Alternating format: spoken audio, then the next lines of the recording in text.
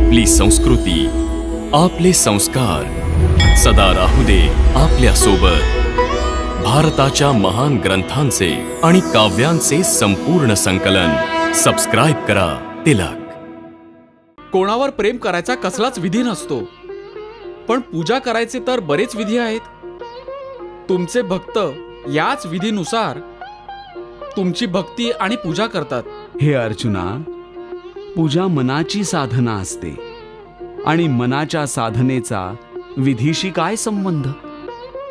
जसे प्रेम करणारे दोन जीव केवळ मनापासून प्रेम करतात, तशीच भक्तीही केली जाते.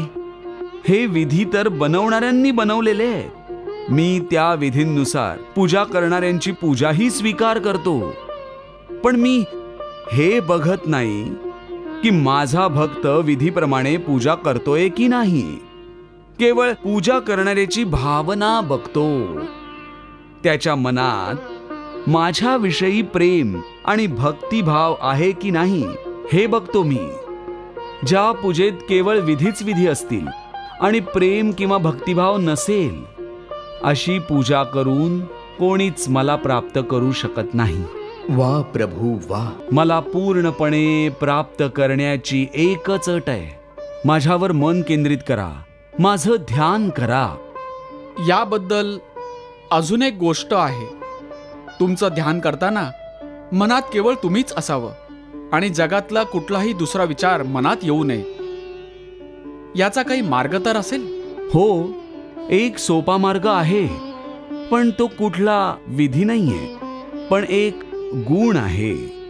योगिक कला आहे एक, ज्यामुळे ध्यान करताना खूप मदत होते.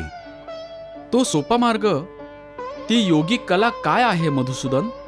ऐक अर्जुना, सांसारिक अडचणींपासून वाचण्यासाठी मनुष्याने एकांतात बसून मनात प्रभूंचं चिंतन करावं.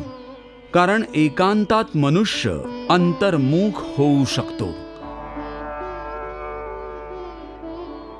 परंतु ध्यान करण्यासाठी आपण अंतर्मुख होण्याची काय आवश्यकता आहे?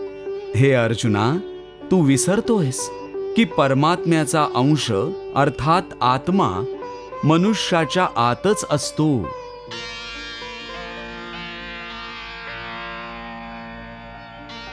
त्याच आत्म्याशी संपर्क म्हणजे प्रभूशी मिलनाची पहिली पायरी आहे. म्हणून हे अर्जुना, ज्याला मला भेटायचं आहे त्याला सगळ्यात आधी अंतर्मुख व्हायला लागेल. आणि हे तेव्हाच संभव आहे जेव्हा मनुष्याचं स्वतःचं शरीर त्याच्या नियंत्रणात असेल. जर देह त्याच्या कैहात नसेल तर मनुष्याला ध्यान लावायचा उद्देशच मिळणार नाही.